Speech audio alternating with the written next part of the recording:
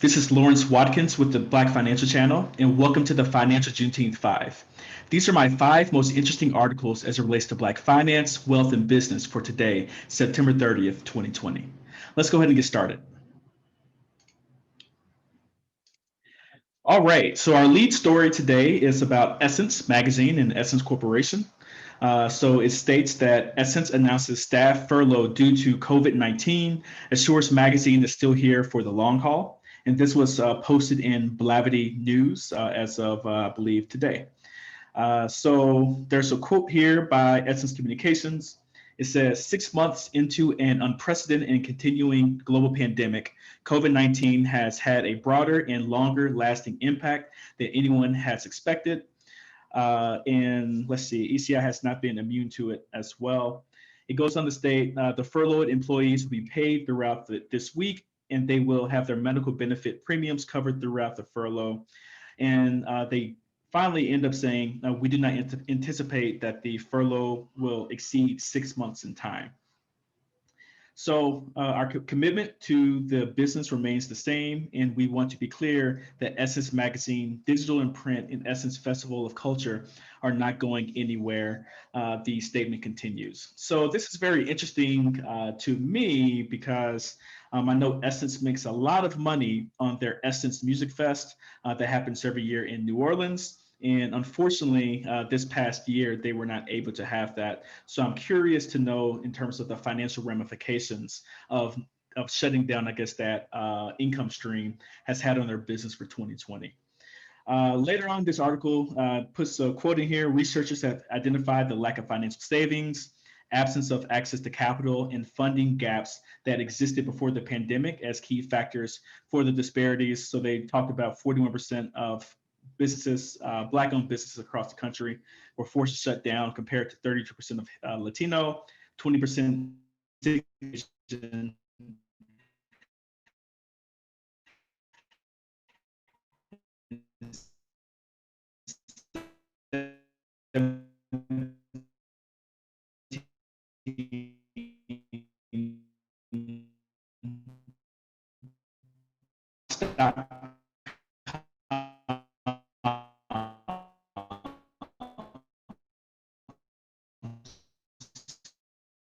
so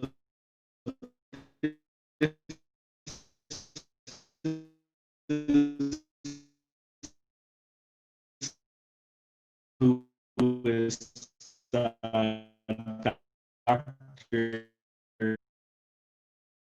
All right. I think I'm back. I think my internet went out for a brief moment, but it looks like my computer's back. So let me go ahead and restart where I left off with Poets and Quants. But yeah, basically James Cash announced that it is renaming a building on its campus that has long honored a pro-slavery politician who consistently supported measures that suppressed the votes of Black Americans in Virginia. Instead, Harvard will rename the building to honor the first Black American professor to gain tenure at HBS, who is Dr. Cash. I did not know about this individual named Carter Glass, but he seemed to be a real work of art, I guess, back in the early 1920s.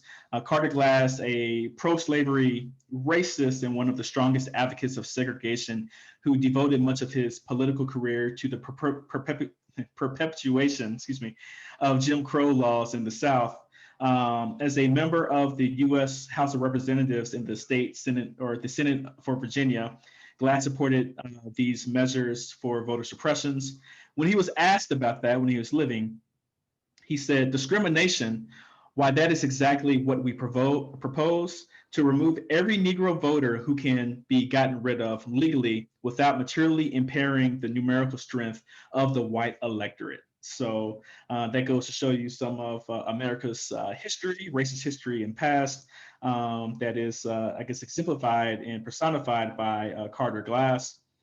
So the article goes on to talk about just some of the additional criticisms that HBS is going through right now. Norhia, who is the dean, faced scathing criticism from a former Black faculty member and some alums for their school's failure to recruit and enroll more Black students.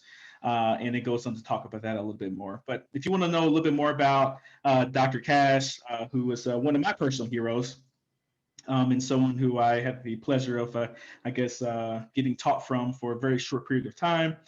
Um, yeah, you should definitely read this article. And Dr. Cass, he was on many corporate boards, so Microsoft, Walmart, General Electric, Sprint, and many others as well. So that comes from poetsandquants.com today.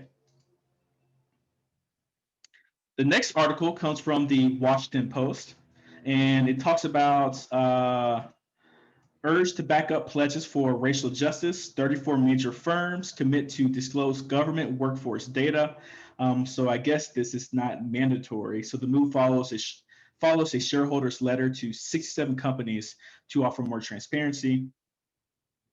So yeah, they're really just talking about what's going on with these different companies, and yeah, what's going on with these different companies, such as BlackRock, who's been in the news lately, as well as some others that they just want more transparency in the system. So New York City comptroller, who advises the city's public retirement funds, said that 34 companies, which some of which have refused to release the same reports as recently as last year, would disclose their full data by March 2021.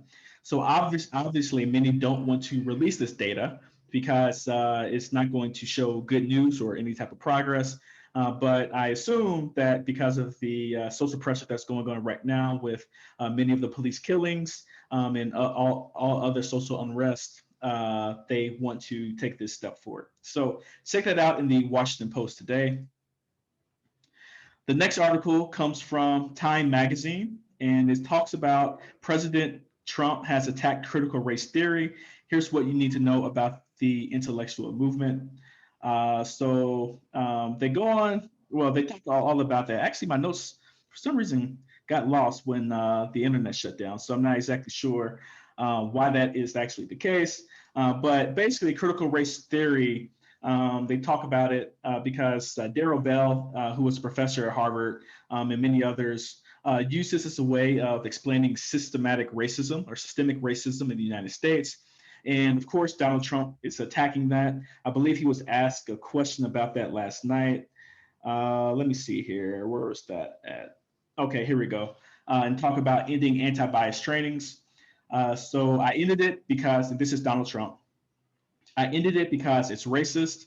I ended it because a lot of people were complaining that they were asked to do things that were absolutely insane, that it was a radical revolution that was taking place in our military, in our schools, and all over the place. He went on to say, we were paying people hundreds of thousands of dollars to teach very bad ideas and frankly, very sick ideas. And really they were teaching people to hate our country, and I'm not going to allow that to happen. So, of course, that's Donald Trump's stance as it relates to critical race theory, but it's been in existence since, I believe, the late 1970s, as it's stated later on in this particular article. But if you want to know how critical race theory is actually used today and what it actually is, I highly suggest that you read this article from Time Magazine today. The next article comes from, I believe this is the fortune.com newsletter. Hopefully, when I post a link, you all have access to it. There were actually four places that I saw, but I only chose three here: Fortune Magazine, the New York Times, as well as Coinbase, or excuse me, not Coinbase, as well as the Stratechery podcast. And they all have their take on Coinbase and the CEO and what he actually had to say in regards to he's taking a stand against social stances. So his name is Brian Armstrong. So he's the co-founder and CEO of Coinbase. But his I guess philosophy is that Coinbase needs to be laser focused on expanding the use of crypto, and everything related to social stances and those types of things are really distractions from his overall goal. So he thinks that so here we go. We don't engage here when issues are unrelated to our core mission because we believe impact. Let's see here. Impact comes with focus. He cited strife and other tech companies over issues like racism and politics, and asserted that employees want refuge from the division that is increasingly present in our world. So this is interesting because as the world moves left, Coinbase is moving right in certain types of in I guess this type of instance. And I guess later on he might have talked a little bit about value signaling and some other things too. But I found this article to be interesting, and I found Fortune's stance versus the New York Times versus Ben Thompson over Stratechery stance to be a little bit different, but then also quite interesting as it relates to this particular topic. But that's about it for today, September 30th. Please like this video, share, and subscribe to the Black Financial Channel. Also, leave a comment. Leave a comment. This is a new segment, so if you all liked what you heard and have any improvement suggestions, or you just like this, please let me know, because I'm going to give this a test for about a month or a month and a half or so. And if you all like it, we'll continue with the FJT 5 segments. But if not, we'll move on and do something different. But on behalf of the Black Financial Channel, my name is Lawrence Watkins. Take care, be blessed, and have a wonderful day. Bye-bye.